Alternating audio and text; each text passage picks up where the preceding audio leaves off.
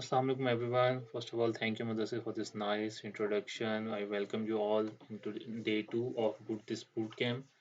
Yesterday we have seen the introduction of the generative AI. We have seen the different domains of the generative AI, how generative AI can be used in particular different domains. If you are making a content, if you are making an images, if you are working in a marketing campaigns, how you can generate a fantastic posters, images for your domain.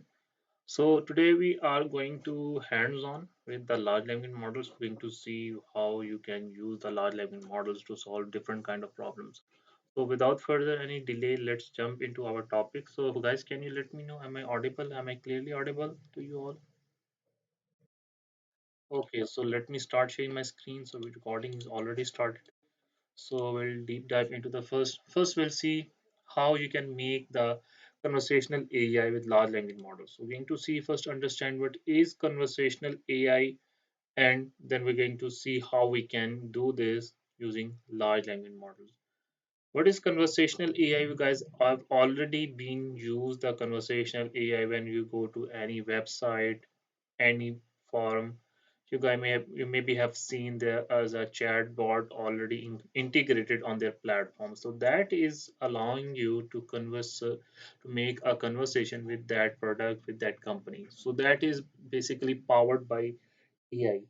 But how we can leverage our conversational AI with the power of large language model, how it is impacting the industry to just simply create a simple application using the large language models which can help to automate your business.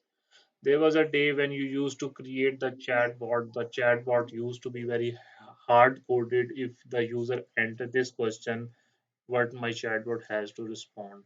So there is an issue with the context. Maybe your chatbot was not able to deliver you the right output, but now these days the AI has already embarked at that place where they can easily fulfill the requirement of the customer. Not only the requirement of the customer, but also he can fix the issues of the customer. Let's say if you are working in a ticketing system, if you on a online reservation system. So by talking to that large language model based conversational AI model, you can just simply make a reservation of your ticket. If you want to take a flight from one country to another, you can just by talking to that conversational AI agent, you can then easily with few prompts, with few conversation, you will be able to book your ticket. So things are totally changed with this advancement in the large language models. So let's go ahead and see, I'm going to see how we can also generate our own conversational AI using the large language model. So without any further delay, let's dive into this. So going to see how the large language models are being used, different versions of large language models. So let me start. So conversational AI powered by large language models represents a cutting edge advancement in artificial intelligence. Yes, so large language models has totally changed the advancement in the AI. So it has enabled many industries, many businesses to improve their businesses with minimal, you can say, code and with minimal data, enabling the machine to engage in human like conversation with users. So it enables your machines which can initiate the conversation, which totally mimics like it is a human language, but at the end the system is generating that output. The AI systems are designed to understand and generate human language. So these AI systems has the capability to understand and generate the human language. So if you're talking to him in a Spanish, if you're talking to that agent in a French, any language, still they have the capability to understand and comprehend what you are trying to explain him, allowing for seamless interaction across various platforms and applications. So it if you're not it's not about only one platform, you can go to different cross platforms, you can easily interact with them. At the heart of conversation AI lies the utilization of large language models such as GPT, which is generative pre-trained transform, we have already seen. So this has made the possible to train your AI conversational AI with minimal data and with minimal effort. These models are pre-trained on various amount of text data, learning the intricacies of language pattern, semantic, and context. So, if we talk about the generative pre-trained transform, which is a GPT, it is trained on the data over the internet. So, it is already being trained. That will give you the edge. You don't have to perform the training of the LLM again. You will just go and pick the data of your domain, and you will just fine tune your LLM, and your LLM will be ready to answer your queries within couple of minutes. So you will just perform a fine tuning. Once the fine tuning done, you can just simply publish your model. You can deploy your model into the production so it can be utilized. So things are totally changed. When there was a time when we used to train the recurrent neural network, CNN, these kind of algorithms we used to train, and the training time was about from 10 hours to 12 hours, from most maximum, um, from minimum to maximum it used to take this kind of time. But now the things are changed. With the less amount of data and in less amount of time, you will be able to get a very good LLM model which can fix your business problem. Through this pre-training process, these models develop a comprehensive understanding of language, enabling them to generate coherent and contextually relevant responses. So these models already have been trained on the large amount of data. So you can utilize those LLMs. Just pick the LLM, pick your data, define your use case, and fine tune your LLM on that data. They utilize the understanding which is being trained on the overall data set, and it will give you the same essence which you can use for your business case. So it will allow you to generate the coherent and contextually relevant responses. So it will be easy for you to generate the coherent and relevant responses. Let's say if we're talking about bus reservations, so it will be talking to you in that domain. If you're talking about any domain, so it will be responding according to your domain which you have the data path. So this is because of the large language models have the capability to understand the context, and based on understanding the context, it will generate the coherent responses. One of the key features of conversational AI is ability to comprehend and generate responses in real time. Yes, at the same time, multiple users can use this large language model. So it still has the capability to generate the responses and comprehend those inputs. Let's say you go and enter the prompt, and this LLM has the capability to understand what my user is asking. So if you even say enter the small prompt, still it has the capability to understand and comprehend what my user is acquiring. It will start generating the responses for you. By leveraging the sophisticated algorithms and neural network architecture, these systems can interpret user queries if you want to use it for the user queries, extract the relevant information. If you want to create a conversational AI model which can extract the relevant information, still it can be used and formulate appropriate responses all within the milliseconds. So it can be used for different purposes as well. Furthermore, conversational AI systems are capable of handling complex dialogue flows, maintaining context across turns of conversation. This contextual understanding allows for more meaningful interaction, and AI can remember the previous exchanges and tailor responses accordingly. So, if you have used the GPT, you guys can easily understand this sentence. GPT has the ability to understand your history. It can keep the history in the mind, and based on keeping that history in the mind, it will start giving you the next prompt. So if you're asking about, if you in the previously, if you ask about anything, any product, specific product, and you come and again start asking about the same product, it has the capability to keep your input prompt in the mind, and whenever you start again prompting the to that large language model, it will start giving you according to your context which you used to ask previously. So this is how the generative AI has the memory, which makes it unique from other neural networks. Famous large language models. So let's go and see the famous large language models. So after this, we'll come back to the chat box. We're going to answer your question because yesterday I received a lot of messages on my LinkedIn. Sorry guys, I was not able to answer everyone. So we're going to have a 5 to 10 minutes discussion, then we'll come back to our topic. So let me first complete this, then we're going to answer your queries. So famous large language models, GPT-4 is trained by OpenAI, which has around 1.76 trillion parameters. I'm going to explain you what are the parameters, how they play a role in the accuracy in the training of the large language models. So this is trained by, this is the entity of the OpenAI model. GPT-3 has around 175 billion parameters. GPT-2 has around 1.5 billion parameters for the largest version. BERT is a large language model which is developed by Google in 2018. It was the first large language model. So BERT was the first large language model and which was developed by the Google in 2018.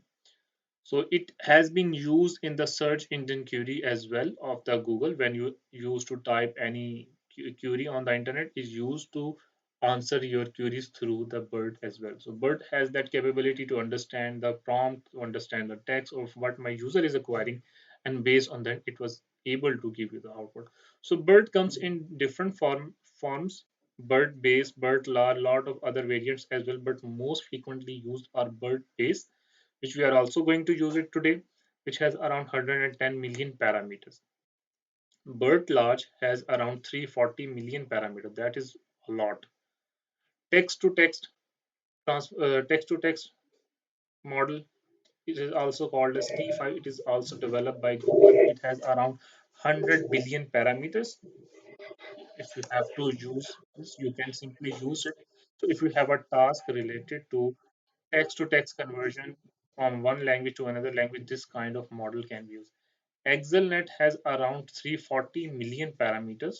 Roberta is a variant of the bird which has around 125 million parameters. Albert has two variants, Albert base and Albert large, which has Albert base has 12 million parameters and Albert large has 18 million parameters. Electra also has two variants, Electra small, Electra large, 14 million parameters and 340 million parameters. Median MT varies based on the model size and language pair, commonly used for ranges from 10 millions to a few hundred million parameters. So it has different ranges of parameters. Megatron is basically developed by the NVIDIA. Megatron Turing 17 billion parameters and Megatron Large has 8.3 million parameters. BART is from the Facebook. It is developed by the Facebook. BART base has 139 million parameters and BART large has 406 million parameters. Turing NLG varies based on the model size, typically in the range of hundreds of millions of billions of parameters. Reformer large has 6 billion parameters and Reformer extra large has around 37 billion parameters. Palm is basically a large language model which is also developed by the Google. It has around 540 billion parameters, transformer based large language model developed by the Google AI. So what are these parameters? Why they are using this large number of parameters? Is that making any impact on the performance of the large language models, or it is just anything else? So let's understand. Parameters collectively define the behavior of large language models and enable it to perform various tasks such as language modeling. So parameters allow your large language model to perform different kind of tasks, just like if you have to perform the language modeling, if you have to perform the text generation, if you have to perform the translation of one language to another, if you have to perform the sentiment analysis. So the more the number of parameters your large language model have, the more the accuracy of a large language model. So if you can just simply assume, if the large language model has highest number of parameters, that will be that will have the highest accuracy as well. But the training time, the fine tuning time of that large language model will be also high, because training, fine tuning all the parameters, tweaking all the parameters is quite time taking process. So if you have the more parameters, the more time it is going to take, but it will be more accurate as compared to the model which has less number of parameters. The number of parameters in an LLM is a key factor in determining its capacity to learn from the data and its computational requirements during the both training and inference. So the more the number of LLMs you have, it will allow you to learn the more complex relationships in the data. So the more the parameters your LLM is taking, it will be more able to take more number of more bigger data, because all this LLM has certain limitations. Why we have the highest number of parameters, the models which have highest number of parameters, they can take as well the large number of input as well. If we talk about bird can take only 512 words as an input at a time, because it has the limitation. So to fix this limitation, we have the text to text model, which is also from the Google. So it can take more than number of inputs as compared to the bird. And if we talk about the palm, which has more capability to take the number of parameters. And if we talk about, if you guys have seen, if you are using the GPT-4, it can take a bigger inputs easily. But if you guys have used the GPT-3, there was a problem with the GPT-3. It can take a limited number of input at a time. Otherwise, it will start giving the error. So that's how the parameters playing a role. So if you have the highest number of parameters, the bigger input you can pass to your large language model. So parameters play a role in understanding, in making your model to understand from the text, and from understanding from the text, it will start generating the output. So before jumping into to next topic in detail, let's move to the chat box. If you guys have any question, please feel free to ask. Yes, I'm going to provide the recording to the sis, so you guys can easily get the recording. So if you guys have any question, yesterday I was not able to answer the question of every person. Please, if you have any question, please feel free to ask me.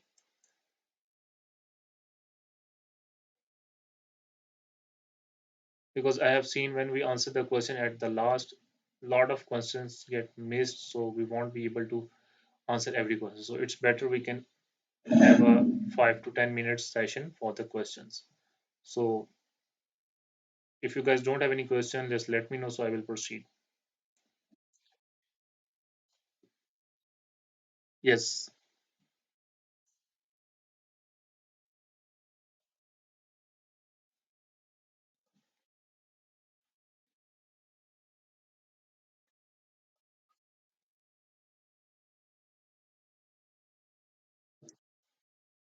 Hmm. Few of the large language models use only encoder, and few use encoder and decoder. If we talk about the GPT use the encoder decoder as well, but BERT is using only the encoder. So it depends when you're going to pick the large language models, because there are two kind of models. They are used for generate a text, and they are used to, you are going to use them to perform a specific problem, just a classification. So in the classification, you are not generating any text, you're just fixing your problem. So that's come the encoder only. But when it comes a part of text generation, generating something, performing a summary, text translation, these kind of things, you must need the encoder and decoder. So encoder basically take the input, encode the information, and at the decoder side, it will just simply decode and start giving the output. Start giving the output. So if whatever you have to generate, it will start generating. But mhm, encoder, it cannot be used for generating text. It is mainly used for searching the words for. Let's say you have. Let me give you example. BERT is an algorithm which can easily used for the text, where you have a bigger text and you want to perform certain sort of classification. Your traditional RNN, LSTM, GRU cannot work on the, let's say if you have 100 classes, you want to create a classifier which can predict, is this text belongs to this class, is this text belong to this class. So this kind of problem cannot be done using the GRU. Maybe you have to introduce more layers and more deeper layers in your GRU, then your GRU will be able to understand and make the prediction. But at the same time, if you pass this problem to the bird can easily perform this kind of problem. So bird is has the capability to perform these tasks with more efficiently. Okay, I have another questions. Okay. Okay, how to use Llama 2? Llama 2, basically to use the Llama 2, you have to set some certain set of API keys, and you can just simply use the Llama 2 and Mistral. The same thing, Mistral is the it comes in the Microsoft. So for this, you must need to use the API keys of the Microsoft Azure. Can I use encoder only model for summarization? Yes, yes, yes, yes. You can use. I'm learning ML beginner. I'm about models. How much I should I learn before? How much should I learn before getting into the LLMs? Okay, so if you are a beginner, I suggest focus on the basics, because all the things, if you guys see, when you train your large language models, how you are going to calculate my large language model is performing well or not. You are going to calculate the loss function. You are going to calculate if you're performing a text classification. Obviously, this is a classification problem. You're going to generate a classification report, which is also done in machine learning algorithms. So you must make sure you are good in the basics of the machine learning. Then you can just simply move to the large language models, because things are same, but there is only difference. The things are just with more improved version. We need, yes. It's a drawback, but if you the code I am representing you today, I have trained that code on the Google Cloud platform. If you guys can have a bank account, and if you have a credit card or maybe a debit card, you can just simply sign up on the Google Cloud platform. It will give you 300 free credits dollars $300 free credit, so you can use it for the 3 months. It is valid for the 3 months, and you can start learning about the LLM. So you can plan your learning, you can plan your training according to this time. So in this 90 days, you can benefit from the GCP as much possible you can, so that you can use it. So that's free, it won't charge you anything. You just need to have only a debit card, so which can be used to do this. So next question is an alternative for collab. Some code can be done on Colab, but alternative is GCP. I always prefer Mustafa, which is use Kaggle. You can use AWS. AWS is also is not free. AWS has the same technique, just like we do with the GCP. Create account and attach your debit card. So it will give you around. I'm not sure about it. Give you 30, 60 days or 90 days free credit, so then you can use it. Sir, I have Google Cloud account, so during workshop, can we have a practice, make a practice? Sure. Okay, that's good. Then if you have a Google Cloud account, you can go to the Google Colab Enterprise into your Google account, and you can just start. You can just go with me, and you can start training. Otherwise, after this week, after this workshop, you will get this code as well. If you want to work on that after this session, you can easily go with that. So I think no one have any question. We have three. Let's wait for 3 minutes. If anyone get questions, so we're going to entertain his question. Otherwise, we'll move to our topic. Yes, Abu Bakr.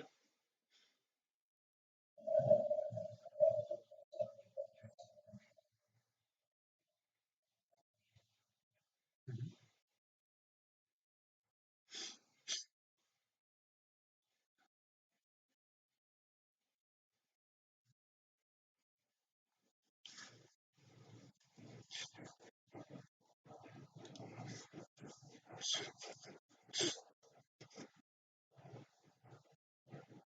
Hmm. Okay, if you have attended my yesterday's webinar, I have explained how the problem is being solved, or the steps of the whole AI products life cycle. So I'm going to explain it further. So let's say you have a problem statement. So you're going to fix a problem. Lawyer example, yes. Yesterday I've given the lawyer example how we are using the generative AI to fix this problem. So let me explain this problem again. So how we identify our problem, we are going to use the large language models, we are going to generative AI, we're going to use the traditional machine learning algorithms or deep learning algorithms. So first of all, it all depends on your use case. Not all the problems require the large language models. some problems, most of the problems can be done using the simple machine learning and even deep learning algorithms as well. So first of all, you have to acquire your data. Is your data is not that big? If your data is not that much big, you can go with you can go with a simple machine learning algorithm. But if you see there's a lot of data, if you have a text, that text size is increasing from 500 words to some 4,000 words, 8,000 words. So this kind of problem cannot be done with using the simple machine learning algorithm. So at this place, you must need to have an algorithm which can understand your context, because if you're dealing with a text, it's all about the context. What is written inside the text? How my text is being explained? What is inside my text? So you have to consider this thing in your text, in your business problem. I am going to solve this problem using traditional machine learning algorithms. So this problem I'm going to have, my model will not be able to understand the context. But if I go with the large language models, okay, I am going to use the large language models. Do I have enough resources to train a large language model, any large language model, or not? So if you can, if you obviously, if you're solving a business problem, you must need to have these kind of resources which can be used to train this kind of algorithms. So you can acquire, okay, so you're going to see, I am going to pick this BERT. BERT is a very good algorithm if someone is starting their journey into the large language models and generative AI field. So they can start exploring that. Even I started my journey with LLMs with BERT as well. So you can see, okay, how BERT works. You can understand the architecture. Okay, is this architecture, let's say, in my data, I have the average word size in my every row, average word size, the length of the words, the length of the text is around 400 to 450. So this kind of text you can easily pass to the BERT model. But if this size increase, which other algorithm I'm with, other LLM I'm going to pick? So this kind of problem going to happen. You have to address this kind of problem based on your data and based on your available resources. Once you finalize, okay, I'm going to use the BERT. Okay, understand what kind of training instances, what kind of computation I have to I will need, because if my data is big, it's going to take a time. So this kind of resources you have to plan. Okay, I am going to pick this computing instance which gonna take this much of time, so my training will be done in this number of time. So once you've done this, you can just simply use your model and you can just simply deploy it. I hope I have answered your question. VRAM. If you my question related to hardware required for LLM, do we need a lot of VRAM? Yes, the RAM is required here. The only limitation of for every beginner is they may not have that enough resources to train and fine tune their large language model. So if you can, the I will go with the same answer. If you can create your Google account, they will give you the free $300. So you can, $300 for 3 months is enough. You can do experimentation. You can do a lot of experimentation. So it will be enough for you to learn about the fine tuning. So in the start, maybe you exhaust your $150, but at the end you will understand, okay, how I can utilize my RAM efficiently so I can train my large language models.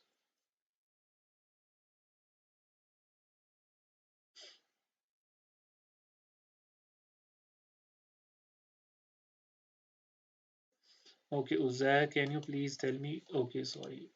Can you please tell me, you are asking for the generative AI, you are asking for machine learning or deep learning? So,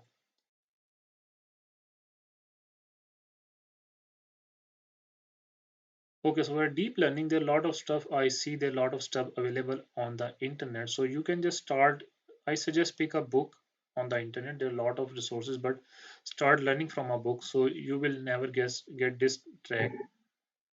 So it will help you. Google Cloud Platform. This is not the scope of today's webinar, but we can maybe arrange a separate session. So I can teach you how you guys can use the Google Cloud Platform. So, but there are a lot of resources available on YouTube. You can see how you can use the Google Cloud Platform. Even Google Cloud Platform is very beginner friendly. So if someone is interested to train their large language model, any machine learning model on the Google Cloud Platform, very easily you can train. You set parameters to hand to number. You set parameters are to hand input to LLM. No, these are the parameters. These are the parameter which is inside the large language model. So when you train the data, when you fine tune your large language models, you pass the data. So the parameters are inside your large language models. Not all the time you pass this large number of parameters to your model. It get fine tuned according to your data.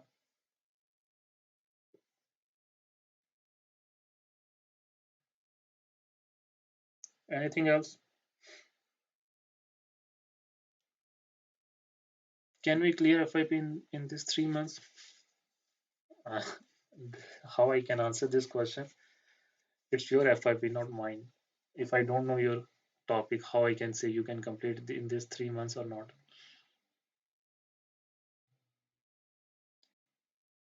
Okay, let's get back to our topic.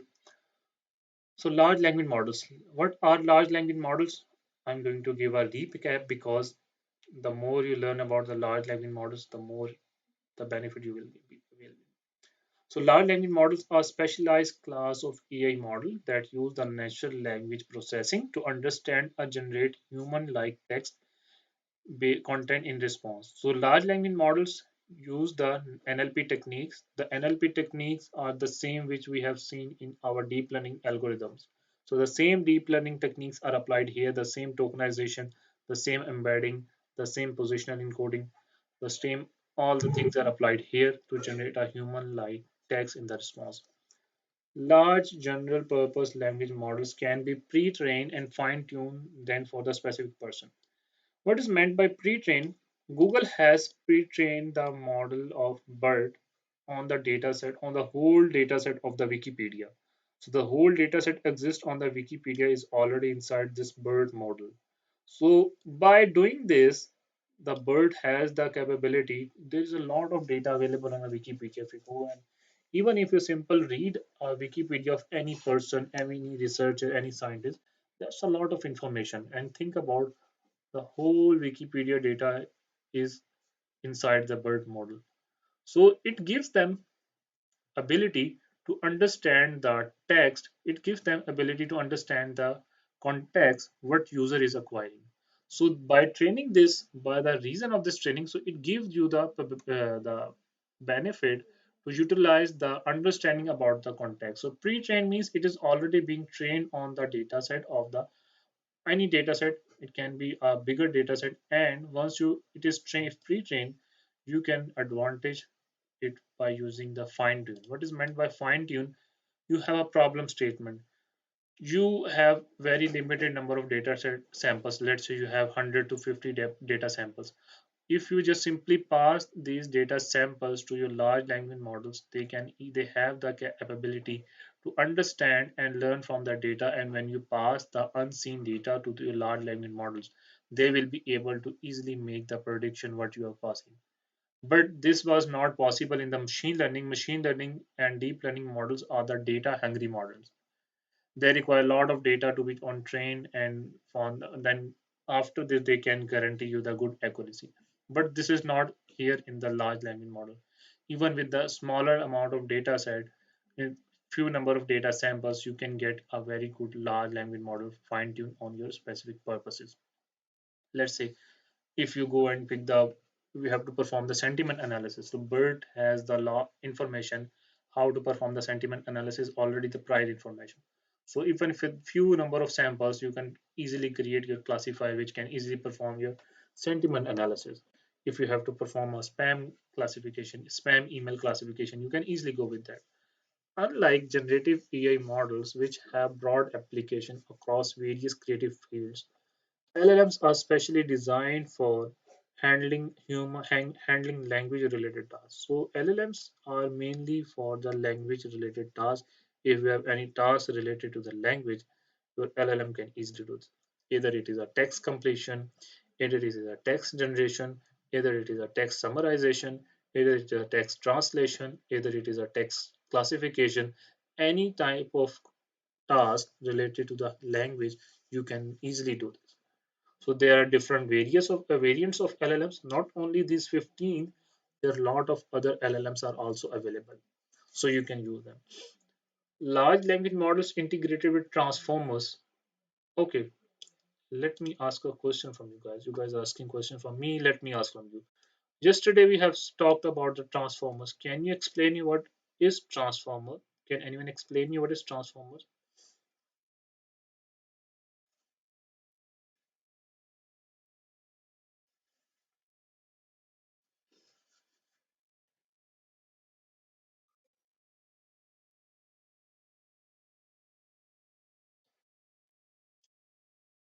Please.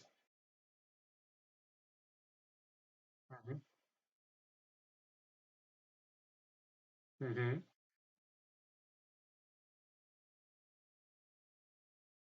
Mm-hmm.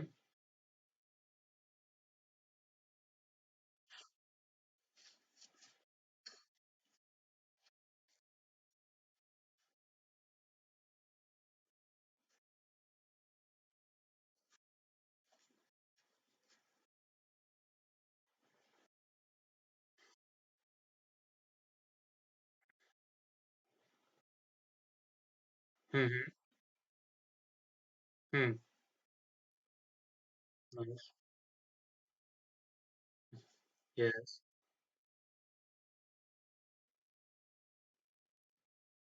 Sequentially.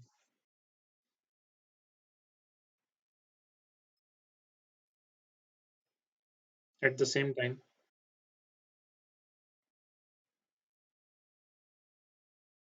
Ah.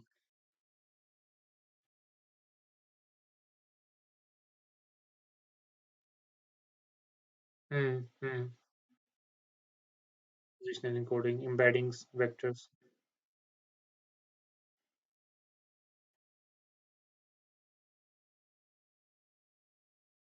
But you have explained very well.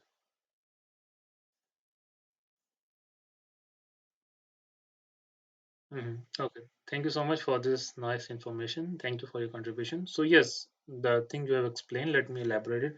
So without LLM, without transformer, LLM is nothing. So the transformer make the LLM to understand the context. The only essence to use the transformer is to understand the context. The problem with the traditional, why I'm saying traditional, because these algorithms are getting outdated with these LLMs. So people are getting biased towards the LLM as compared to the LSTM, GRU, gated recurrent units. So these algorithms are not being frequently used as we have the more and improved versions of the algorithms. So transformers allow the large language models to understand the context what my user is understanding. If yesterday I give you the example bank of the river and money in the bank, so these are two different sentences. So if you pass this information to your LSTM, maybe LSTM may not be able to differentiate these two separate texts. But if you're talking about the large language models, they are already trained on the huge amount of data set which enable them to understand the context, to have the better understanding about the context, to able to easily differentiate between the two different texts. So that's how the transformers works in the large language models, and even every LLM has backed by the transformer. In the transformer layer, there is an attention layer, tokenization, positional encoding, embedding layers. So what is embedding? Embedding is the main thing as well in the transformers. Not only the attention layers is the most important.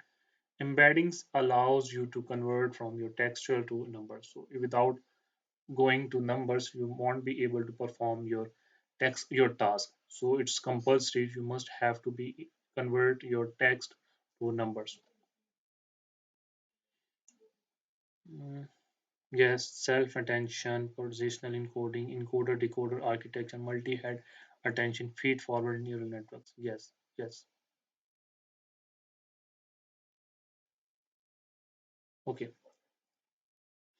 The transformative power of transformers lies in their ability to capture intricate contextual relationship within language, enabling LLMs to comprehend nouns, meaning, and subtitles. These models leverage attention mechanism to prioritize and process different parts of input sequences. Yes, you have different part of input sequences. To pay attention to my which word is decided by the transformer. So transformers allows your LLMs to focus on the important the context of your input prompts so they can be used to generate your text. Facilitating more robust performance in various language-related tasks, this synergy of LLMs with transformers not only enhance their contextual understanding but also improve to handle complex language structures. Yes, sometimes your input query cannot be simple; it can be a complex structure. So it enables your LLMs to also deal these kind of input queries, so which are not simple as you are thinking. So it's complex language structures which can be easily understand. As a result, LLM equipped with transformers emerge a versatile tool capable of addressing the intricacies of natural language with finesse and accuracy. So it allows you to be more accurate with the more improved version of accuracy. How now let's see how to fine tune your personal LLM. If you have any use case, I am going to explain you how you can feel. I think so. Abu Bakr had this question, so I am going to answer your question through this explanation. So, fine tuning a large language model for personal use involves several steps tailored to your specific task or application. So, here is the general guide to fine tune a large language model for your personal use. First of all, you have to define your use case. Okay, I am going to perform a text generation task. So, which large language model I am going to pick? Okay, I am going to pick text to text transformer. Okay, so this algorithm, this large language model is best fit for this kind of task, so I'm going to pick this. Clearly define the task or application for which you want to use a large language model. So you have to be very sure the problem I'm going to solve really requires a large language model, or it can be done with any other simple algorithm. It can be used, it can be done using simple algorithm, then I will go with that. But if it is a complex task of large language modeling can be done only, then I will go with large language model. This could be a text generation, sentiment analysis, question answering, chatbot development, or any other natural language processing task. Collect or prepare the data. Once I define my problem statement, okay, I am going to perform a chatbot development. I'm going to create my own chatbot, my own personal assistant using the large language model. So for this, obviously, when it's going to be chatbot development, I need to acquire the data set where I can train my large language model to how to handle different kind of queries when my user answer ask any question. Go or create the data set for this is relevant to your use case. If you have any certain use case, you're going to pick the data according to that. The data set should explain examples of input output pairs that LLMs will learn from during the fine tune. So you will pass the input as well as the output. So your LLM can learn during the fine tuning. I'm not saying here we are training here because training is already done of the LLM. We are just performing a fine tuning. The size of the dataset depends on the complexity of your task and capabilities of the large language model. So if you have a very complex task where you have different kind of queries, you have different kind of products, so you're going to of your dataset is going to be complex. Otherwise, if you have simple tasks, you can just go and prepare your data. Choose a pre-trained model. Select a pre-trained model that best suits for your use case. Common choices include very common choices. Mostly people use the large language models because these models can be easily fine-tuned. Common choices include GPT-3, BERT, which is a product of Google, which is developed by Google. Roberta is a version of BERT as well, or T5 is above the language, the above LLM I have explained you text-to-text transformer. Depending on the nature of your task and the resources available for fine-tuning, it also depends on your resources. Okay, if you don't have high computational power, you may need to consider a low-level LLM with some other fine-tuning techniques, which can be a good use for your problem. Pre-process data, pre-process your data to ensure it is in suitable format for fine-tuning. So here pre-processing is not like that you're removing this because in NLP tasks what we used to do, we used to remove the stop words, we used to remove the other a lot of techniques we have seen in the NLP, but these techniques are different here. You're not going to perform this kind of thing. What you will do simply you're applying the tokenization which we have seen yesterday. You will parse your text into the chunks. Padding. What is the padding? Can anyone explain this? Please.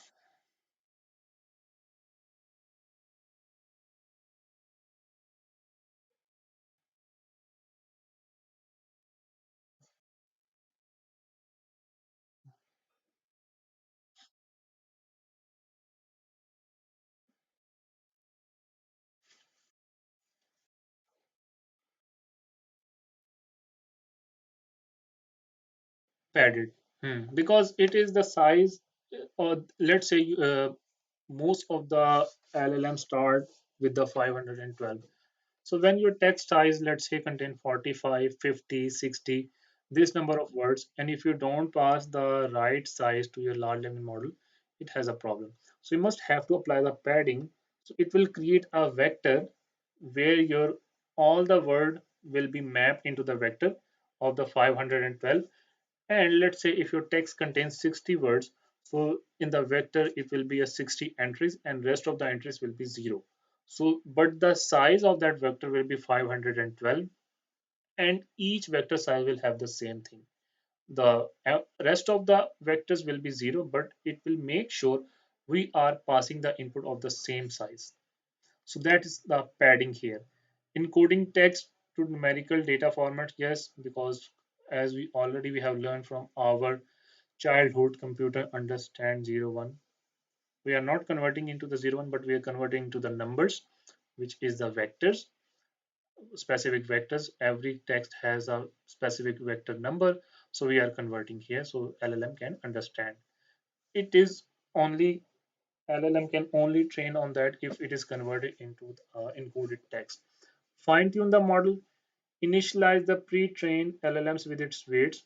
Some are the weights of the, you can just simply initialize the weights of the large language model. Task specific head or add the task specific head. Example, if you are taking classification layer of sentiment analysis on top of the pre-trained layer, so you can just simply set on that. There are different specific layers of the LLM. If you're performing certain tasks, so you're going to set that flag. Basically, these are the flags when you're fine tuning your LLM. You can set these layers. So it will enable, let's say if you're performing a sentiment analysis, so you will set that parameter and you will make the flag of true of the sentiment analysis. If you're performing text completion task, so you will set that parameter and you will make that flag true. So this is what you always do. Fine tune the model on the entire data set using techniques like backpropagation and gradient descent. See, the same technique is coming here. We have seen the backpropagation in the machine learning, in the deep learning as well, and the gradient descent as well. And the hyperparameters just as learning rate we have also seen in our other machine learning and deep learning algorithm. Batch size, number of epochs are needed. So the techniques, the basics are same. The only change is the algorithm. So if you know the machine learning and you are planning to learn the large language model. So make sure you consider these things in your mind as well. So the basics going to be same, but the things going to change. The algorithm is going to be changed. Evaluate the model, and same how you evaluate your machine learning algorithm using the confusion matrix, the other things. Here you can also evaluate your fine-tuned model. Performance again, hyperparameters if it's necessary. Iterate and experiment. Once you perform your fine tuning, you can simply perform an iterative process, experiment different architecture, hyperparameters, and training strategies to improve the performance. If your model performing well, you can just simply park this model into the deployment stage. Okay, so we have trained the large language model. What else? It's not like that very simple.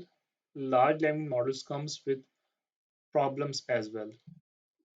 So going to see what kind of problems you can have in your large language models when you fine tune them. So let's go and see then. Let's talk about this.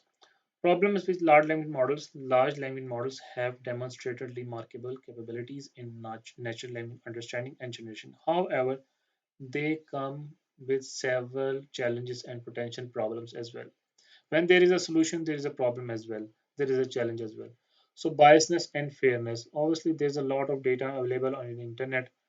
Some of the data is biased, some of the information is misinformation. This is not that much accurate. So that if you pass this kind of information, if you're passing information of certain demographics and you are not considering equally the each demographic. Maybe in specific demographic that information will be not that accurate, so your model can be biased and it will be not that much fair. So you have to consider the data you're passing, the data you're preparing for your model training should be equally prepared. So it should be biasness free, it should be equally distributed over the demographics.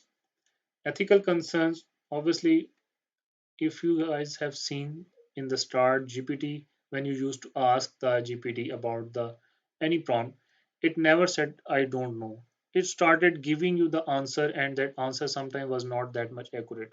So it could be a problem when you start generating the text from your large language models. It may not give start giving the right output. So that can generate the harmful and unethical content as well. That can be a including misinformation, hate speech, and extremist ideologies. So it can be a problem as well. So when there's a large language models, you're feeding your large language models with a huge amount of data. Obviously, there is a problem with your data breach as well because you're dealing with the data, you're playing with the data. So as you push your model into the production, you can have a problem of privacy risk as well. So have you guys heard about the AI worms? There is a problem when someone any hacker will ingest our AI worms in your large language models in your AI system. So that will simply breach your data. So that could happen. Robustness and reliability.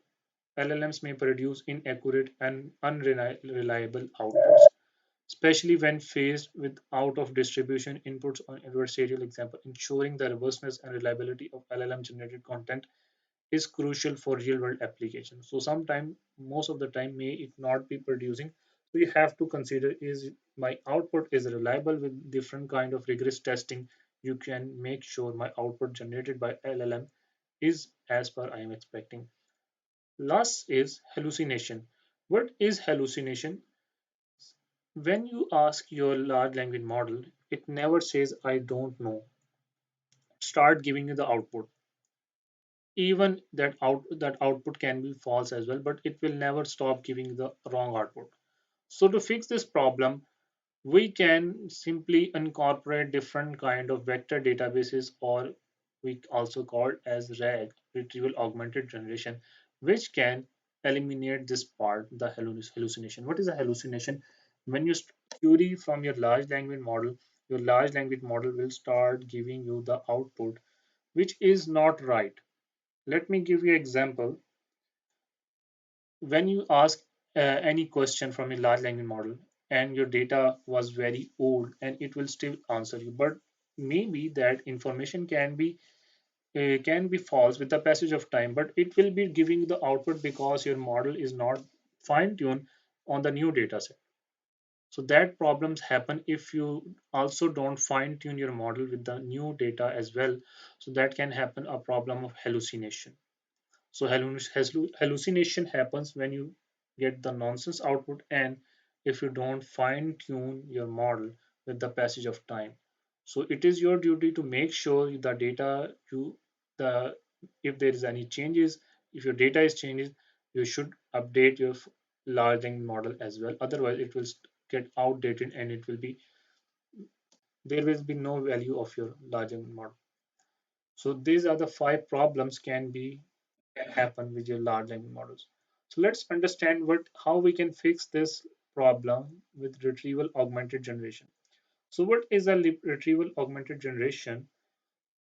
You have fine-tuned your large language model. It took a lot of time to fine-tune your large language model. So you have put into the production.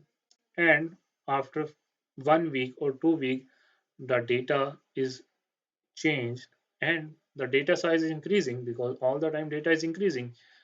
In the previously we used to have smartphones that used to when you used to click an image that used to take a kbs of the size of the image, but now we have a average. Now if we click image today, the average image size is around 10 MB. So the data size is increasing, the data is updating with the passage of time. So to make sure your large language model is updated with the passage of time, we have a retrieval augmented generation, simple LLM search model. So what makes it unique? It will be not the if you have fine tuned your large language model, again you're going to require a lot of resources, a lot of time, a lot of computational power. You cannot afford all this time with the passage of the time.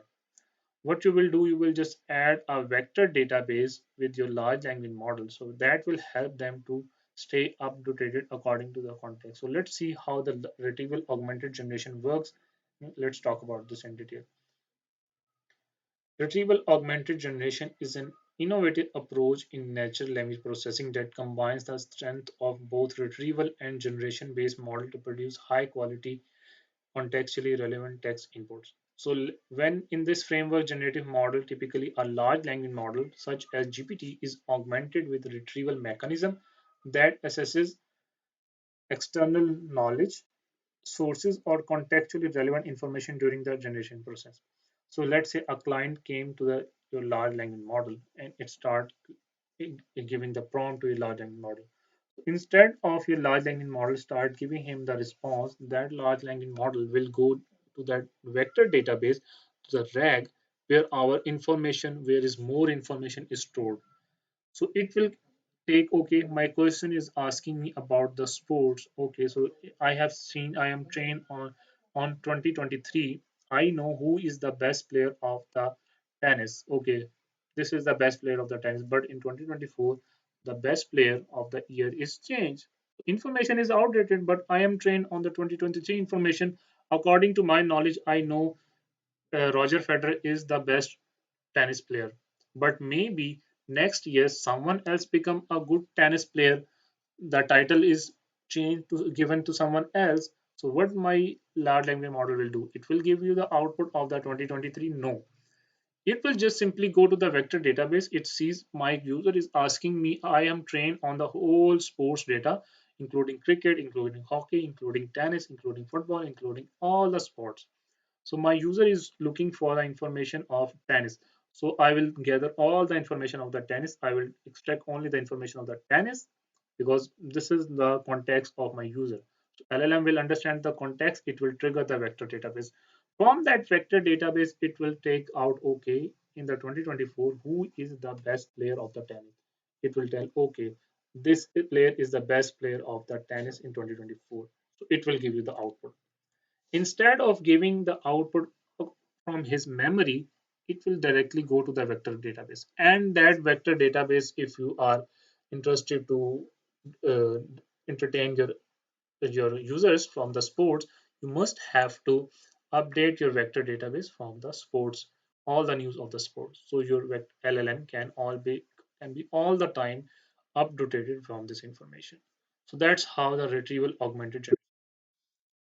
At its core, retrieval augmented generation aims to address some of the limitation of pure generation-based models, such as lack of factual accuracy, coherence, and relevance. So now you are more relevant towards your output. So what your user is asking, you are more relevant toward that. By incorporating retrieval mechanism, you are incorporating a mechanism of retrieval.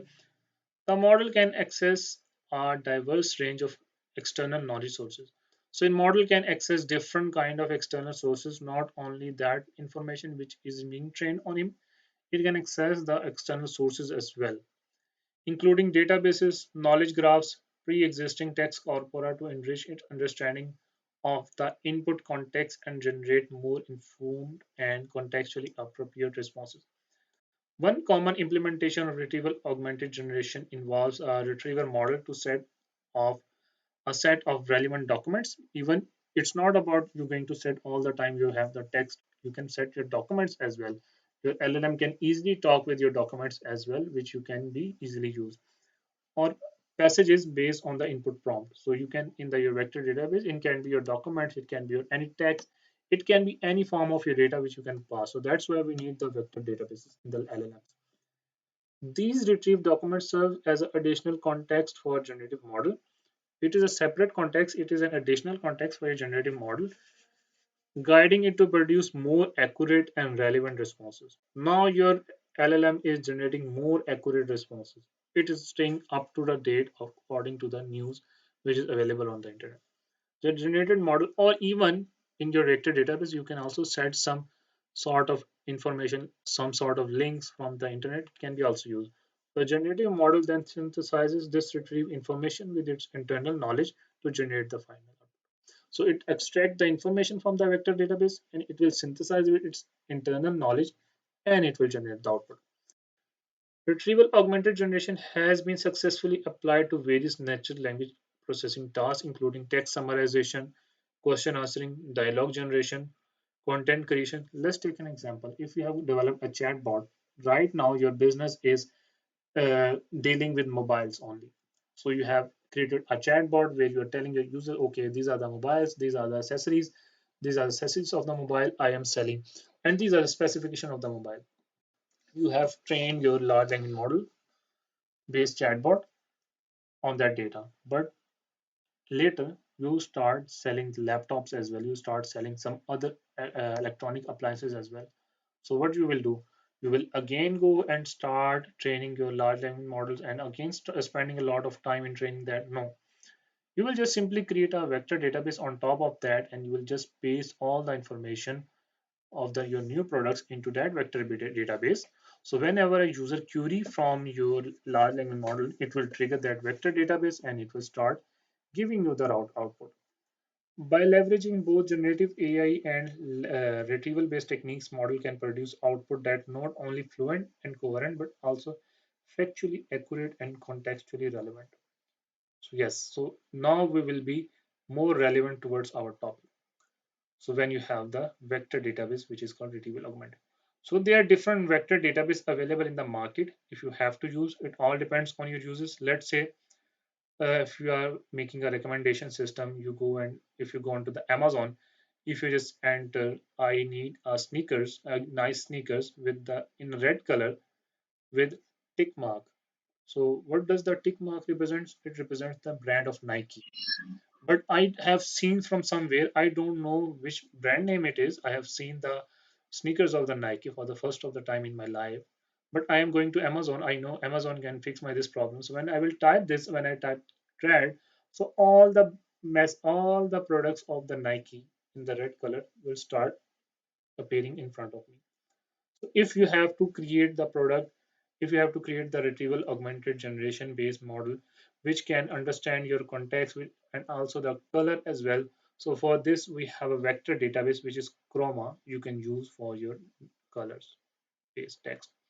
Vespa, Marco, Drand, LaunchDB, Milvus, these are the open source which you can simply use it.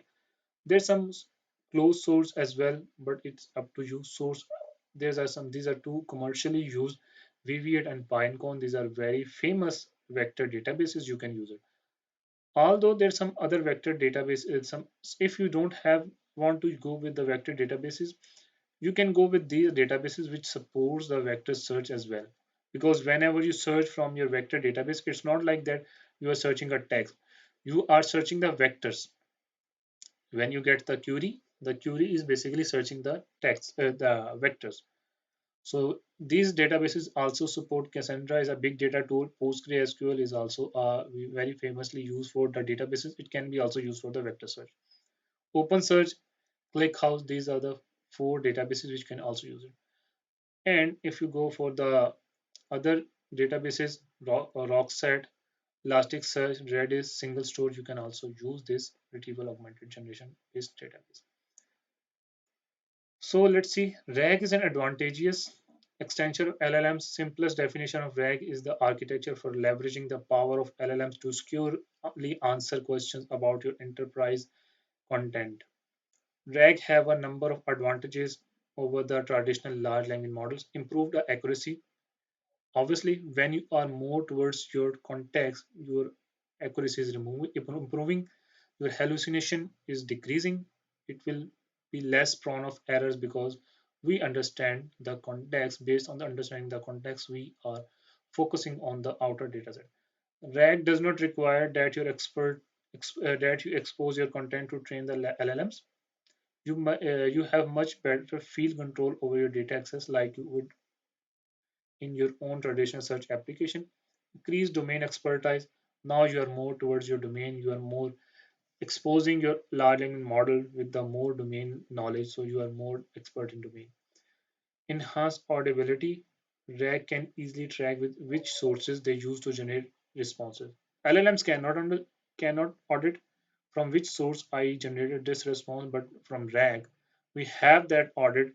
If that response is not right, we can easily simply fix that response, fix that output.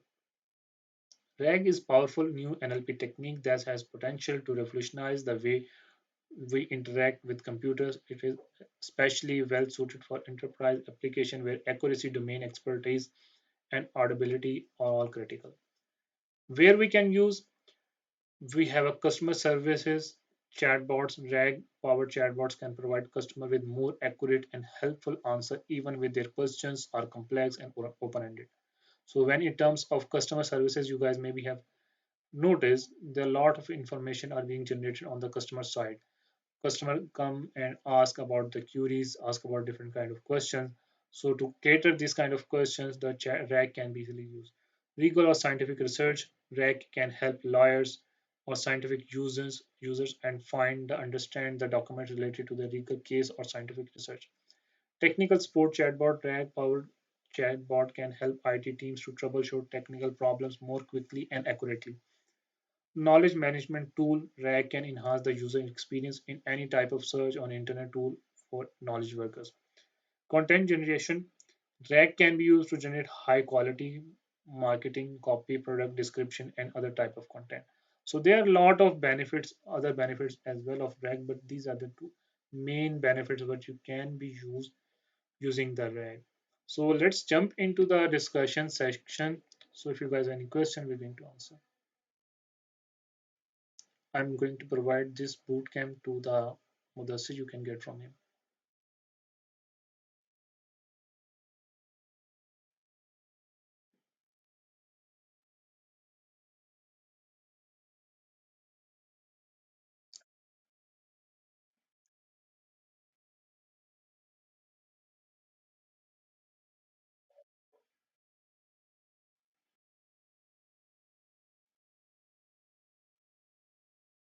Mhm. Mhm. Yes, guys, if you are interested to join, you can sign up on this form. So you can be a part of the risk. Yes.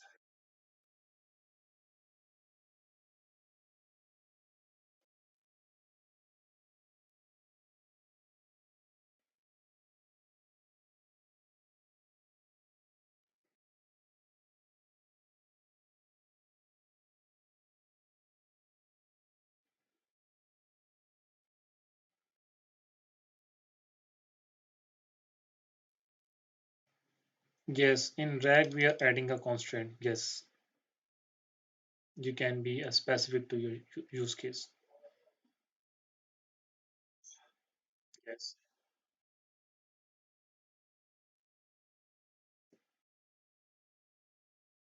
Hmm.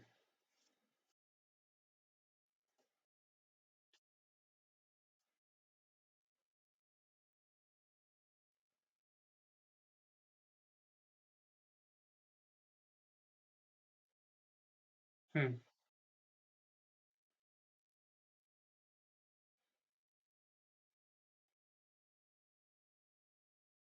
Hmm.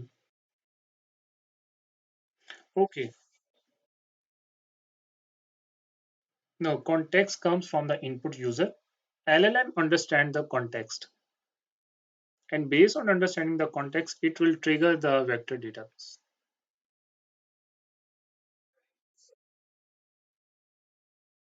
Yes.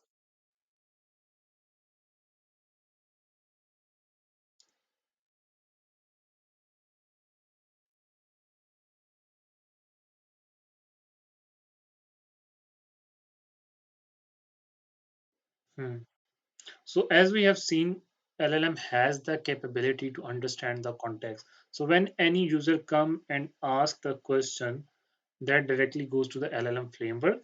So LLM framework is basically responsible for extracting the context from the prompt and passing further to your RAG. So as you understand the context, okay, I'm talking about specific context. I'm talking about the sports on the in the sports, which specific sports I'm talking about. I'm talking about the tennis. Okay.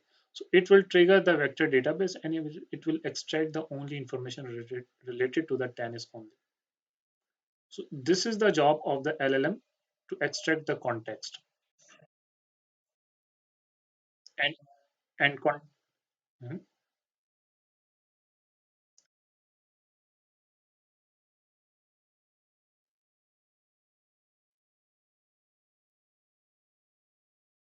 In image-based application, yes, you can use, even there is a rag, it can contain your text, images, lot of information can be used. It's not only to the text.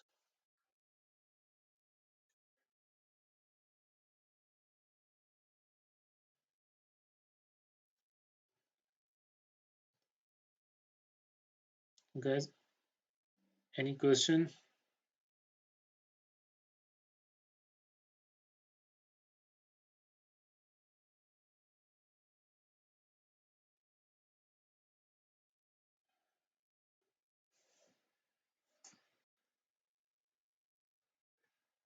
Yes, Abu Bakr.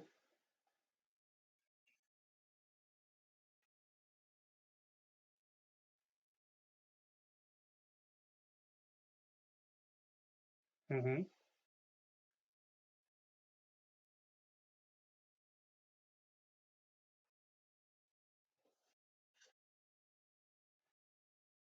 Mm-hmm.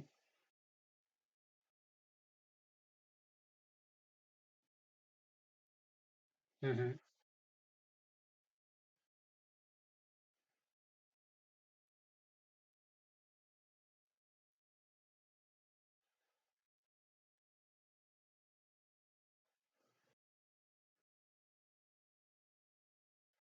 Mm-hmm.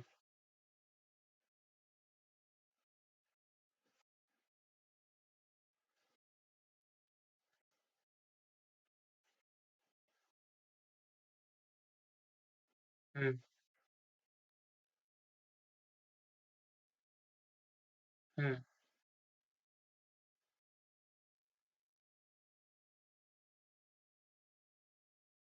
Hmm,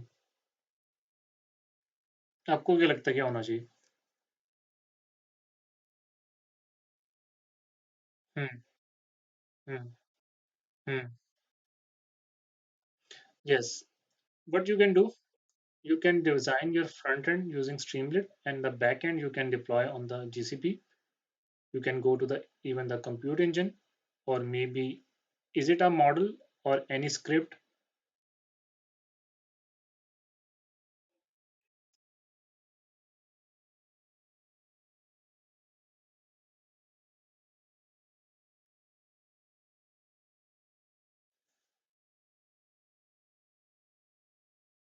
Hmm.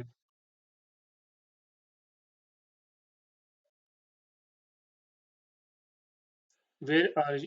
Okay, your documents are residing in your system. Okay, and you want in your code, are you using only documents or any other models as well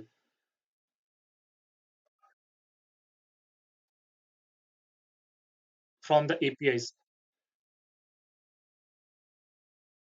Okay. Okay, you can do one thing. You can deploy this on the Google Cloud, and you can save your documents inside your Google Cloud bucket. So whenever any person hit your URL, it will be your endpoint of your model. When anyone hit your URL, you can just simply trigger your Google Cloud bucket, and you can just simply retrieve that specific information from that Google Cloud bucket, and you can just give the output from that, because it is right now it's in your system, so you have to make it live. So you can use the Google Cloud platform to deploy your model, and you can at then you can use a Streamlit where you can create your front end. In the front end you can use your API which is deployed on the Google Cloud platform. So whenever any person come to your front end, click on a specific button, trigger your enter the input and click on the submit button, that should trigger your API and should return you the response.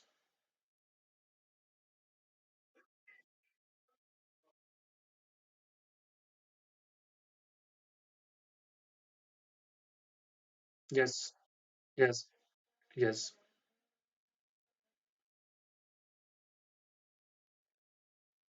No, Google is free for only 90 days. If you can avail as much you can in 90 days, that's good. Otherwise, it will be paid after the 90 days.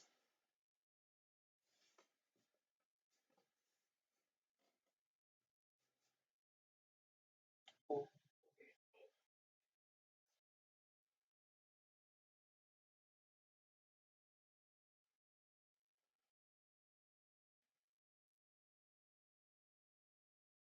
yes.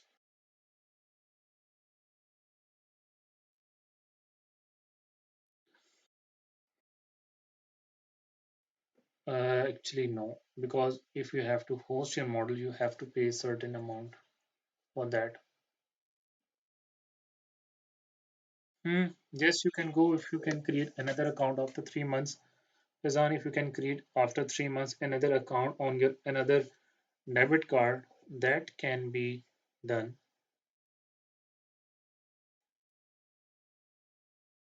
What kind of language is reliable for robotics, machine, or deep learning, and the 8 steps you taught can be followed for this 5P?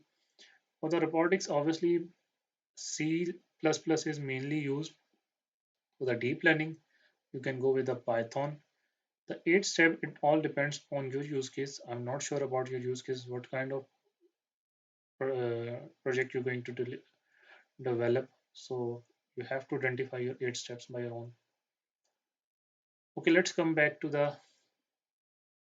topic. So let's go and see how we can simply create our own chatbot using the large language model. So here I'm just calling a library of the transformers. I'm using a library of simple transformers, which you can just simply install using the simple transformers pip command. I'm just calling a function of question answering. I'm calling question answering function, question answering asks. For my training a chatbot, I have just created a few sample of the data where I'm just keeping the information of different mobiles. So I have the information of the Nokia, Realme, Redmi, Samsung, Techno. So this is the my data set. And once I define my context, this is my going to be my context. I am explain all about the specifications of my smartphones, all these things, the color, the capacity, the all the things I have explained. So this is going to be my context. And this is my context. I am going to generate different kind of questions which user can enter. So first question is going to be, what is the operating system of Nokia C12 smartphone? So I have just mentioned the answer is going to be this. So user can enter not only the same question, it can be any. If you're going to ask about the smartphone, the operating system of the Nokia C12 smartphone, it can be any paraphrase. User can increase the number of words, decrease the number of words. So model will be still able to understand my user is looking for the output, about the operating system of this Nokia. So this is going to be my question, and this is going to be my answers. Again, for another question, I have said how much does Nokia C12 have? How much RAM does Nokia C12 have? It is 4 GB. Next question is, does the Nokia C12 have virtual RAM? I have just answered this question. So I have answered all the questions for each of the contexts. So the context 0 is I'm talking about the Nokia. This is my first context. Context 1, I'm talking about my next phone. So I'm just including all the context one by one and the question, the answers. So here it coming all the way. So if you are creating a chatbot, in the start you have to define the question and the answer. So once you create this, your model will be able to understand the any kind of questions. If it is a different, if it is a paraphrase, even it is any other language, your model will be able to understand it. So I have done this. I am just simply incorporating my all the text and just combining with the context and the question answer. So context is a separate and the question answer are separate. So I'm just combining it with my question answers. So once I done this, I am just passing into my Amazon into my JSON file. So I can be used later if I have to use it. And I am creating my test data in which I have 4 context. I am also setting my question answers for these 4 context. I'm also storing this test data into my JSON format, so I'm having it. I have done all my data preparation. What I am going to do, I am going to create the arguments, the parameters of my model. So the model I'm going to use is bird large, which has around higher number of parameters. I'm going to use it. I am going to say max sequence length. What is meant by max sequence length mean? in my input how many maximum sequence how many maximum words I can enter. So I'm just setting 120, and by default the bird comes with 512, but I am setting here number of epochs for training. Right now I'm setting it 5, but for the good accuracy you can set it to the 25 and so on up if you're not getting the good accuracy. Evaluate during steps. I'm evaluating steps after 500. Save mode every epoch. I'm not saving after every epoch. I'm not saving after every checkpoint. The batch size. Can anyone tell me the batch size? What is batch size? What is batch size neural network?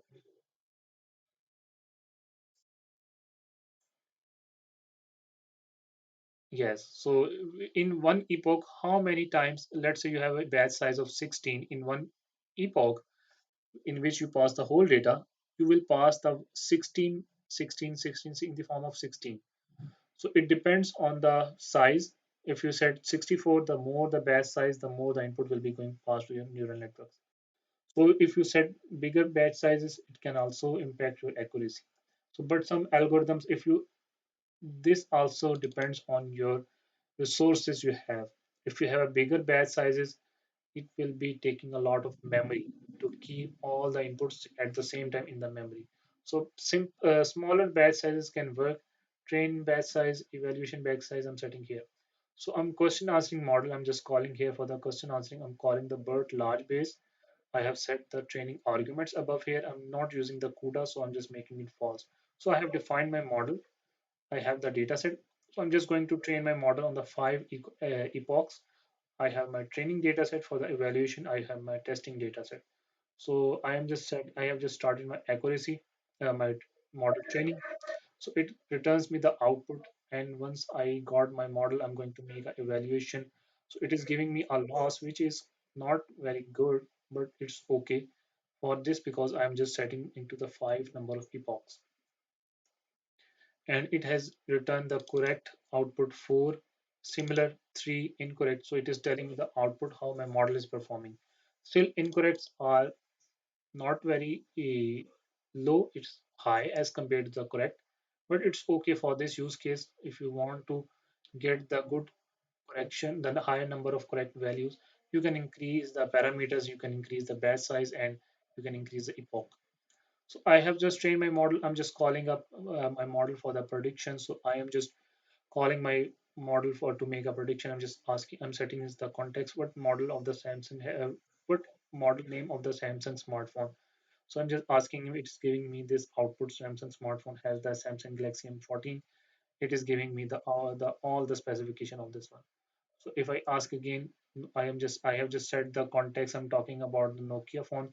So it is telling me what is the operating system of the Nokia C12 have. Android Go edition smartphone, all dry, all the battery, 4 GB RAM, 2 GB plus 2 GB virtual RAM, 64, and all this. So I am just asking him the question. It is starting. So if you want to use this model to be used for your any business, or if you're and you want to deploy it, you can just save it to the in the form of model, and you can just simply deploy it. So this is how you can just simply use the large language models to perform your question answering chatbot in a very less amount of time in with very less amount of data. So if you guys have any question, yes, I'm going to share this code with you guys. If you guys have any question, please feel free to ask.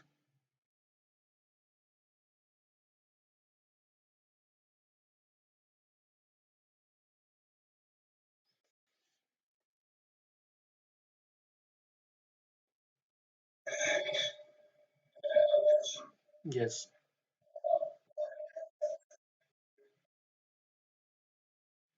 Mhm.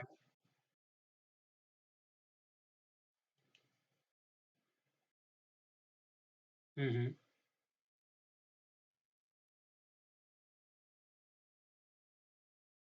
Yes, here we are not using the RAG. We have just simply trained, we have just created our own data set, and our own data set we have just created a question answering model.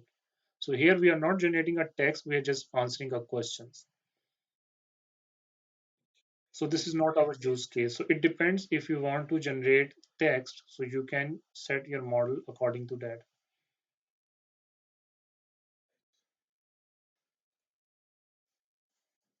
The context questions answer will be added manually. Yes, you have to enter few questions answers according to your context manually. In this code, you are just fine tuning. Yes, I'm just fine tuning my LLM on my own data set. So even if you have a smaller data set, you can easily go with that. Yes, you will get the code after this webinar.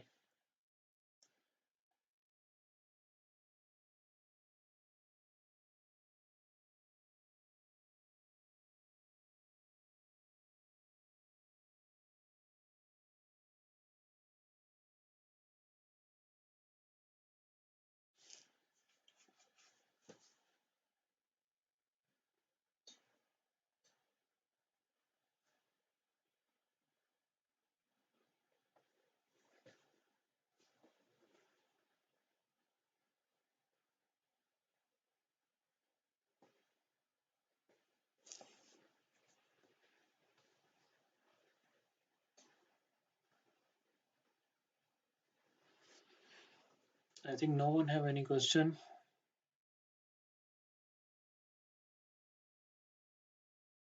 Thank you, Fazan.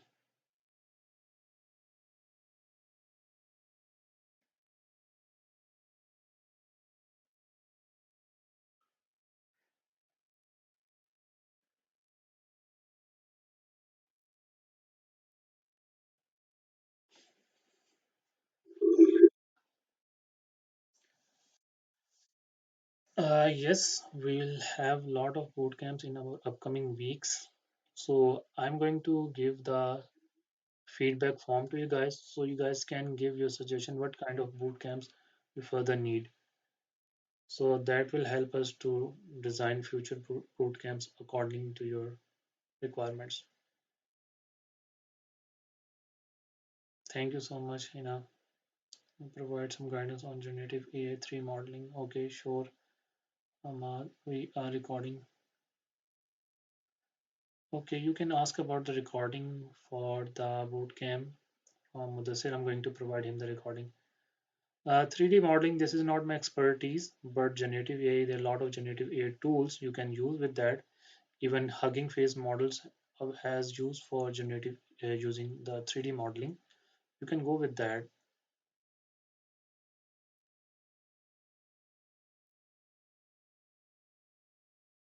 Sure, we can go with different models of ML as well and their usage. Sure, we can go with that.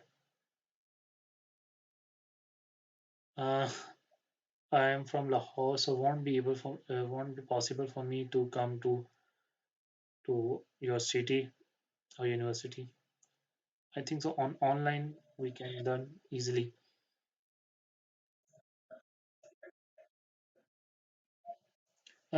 I think so. I have a new feedback link. You can share with them this link. Let me share this link, guys. There is a feedback form. Not this. Let me copy it. You guys can give us your feedback, so it will help us to easily plan our future boot camps according to your feedback. So, and just fill this feedback form, then let me know done in the chat. Then I have something to share with you guys. The key takeaways from this bootcamp.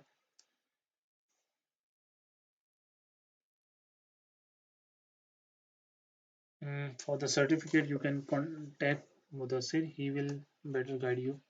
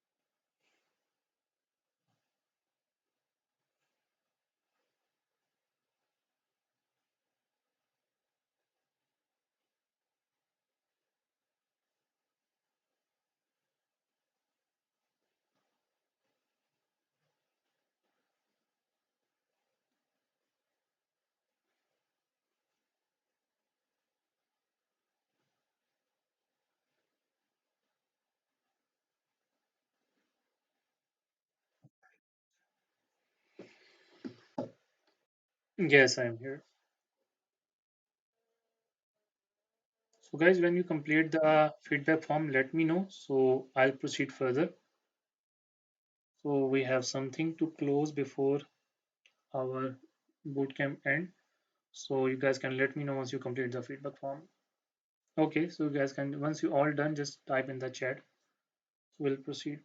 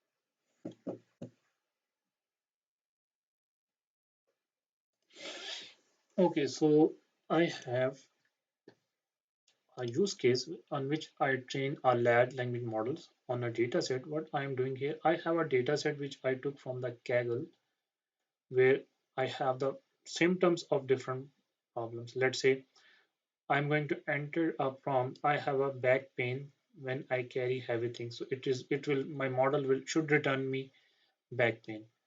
I feel great pain in the head. My model should return me. So I am going to do the same thing using the large language model. I'm going to use the BERT model. I have already done this code. What you guys can do, you can just simply go on to the Google Colab. This can be done easily done on the Google Colab. So you can just simply train your BERT model on this data set. So once you complete all the pre-process, all the code is done already here. I have set the parameters, I have set the epsilon, I have set the epochs. So I'm using the BERT base uncased. Previously, I used the BERT large. So I'm just setting the all the things here.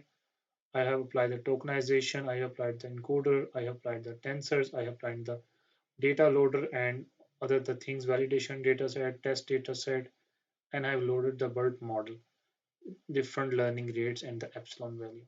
So once I done this, I have run the code and it is trained on the data set. Even I'm also going to provide you the train model and because I have saved that model and you can just simply run your model and you can just start making the prediction from the this model. Let's say I have simply loaded this model. Once the model is trained, I'm asking him my left knee hurts so much. I am asking him from the unseen data. So you will say here it will return me the knee pain. So this data has contained of more than around 20 plus different symptoms. So you can just simply run the code, you can train your model and you can just save the model and you can start making prediction from that. Even it's not in this data set, there is a bigger text as well. So your model can easily understand that kind of text and based on that training, you can just simply make your large language model. So I'm going to provide this code to you as well. So after this webinar, so you guys can just simply try this model. So in case if you guys get any kind of issues, you can connect me with my on my LinkedIn. So I will be helping you there. Okay, so I have a question, sir. Lahore and Islamabad में work opportunities केवल ऐसे guide करने people recently completed. Okay, if you have a CS degree, then obviously there are a lot of opportunities in Lahore and Islamabad. There are a lot of startups, a lot of companies are looking for AI expert.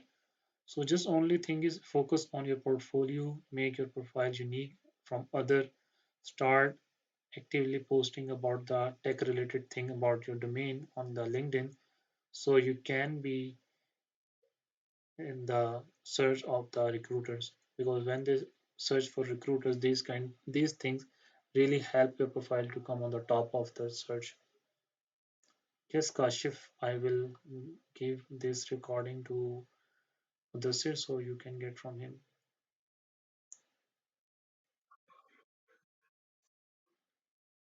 uh Mudassir can better guide you.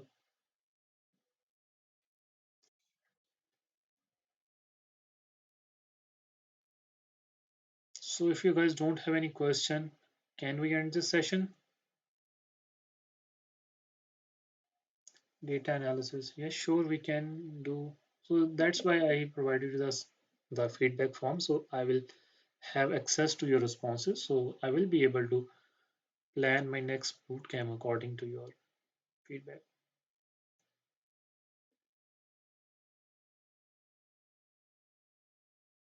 All right, guys, thank you so much for joining me for these. Okay, yes, this is my profile. Yes. How we will know about the new boot camps? Yes, you can know about the boot camp if you follow me on my LinkedIn. I actively post what I'm actively doing. Even not, I am doing my own boot camps as well. If you want to join there, you can stay updated from my LinkedIn. So you will have the notification whenever I conduct any boot camp.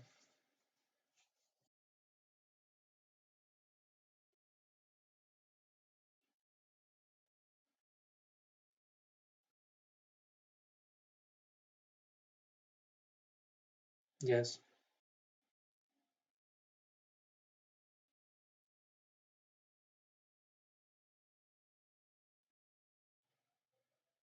yes, these are the links of our social media platform, so you guys can follow us.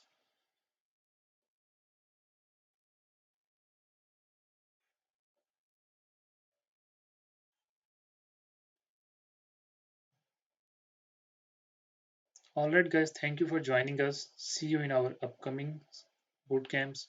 Bye, everyone.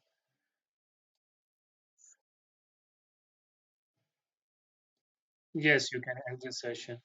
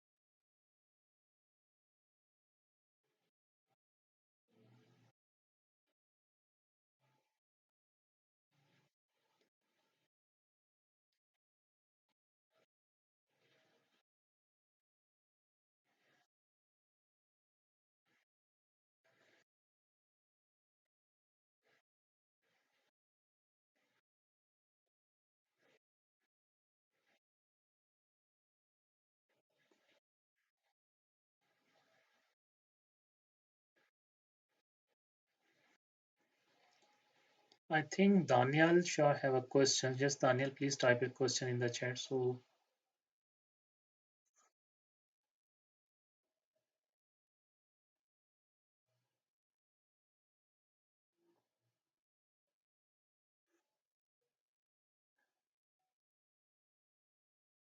Daniel, if you don't have any question, Just let us know if you have any question. Let us know so we can answer your question.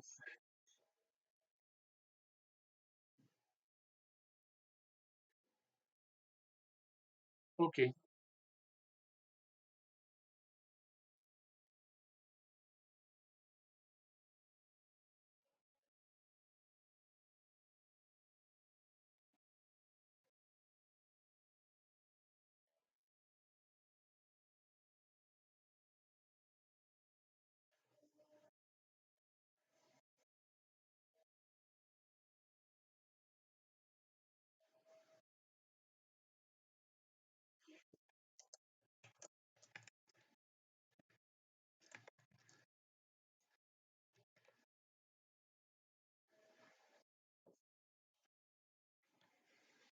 You're welcome, Madhusir. Thank you for everyone joining.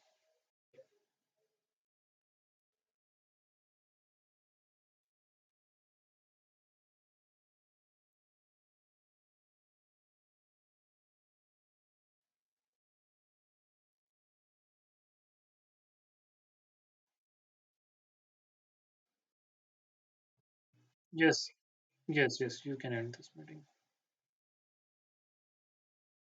Okay, guys. Allah Hafiz.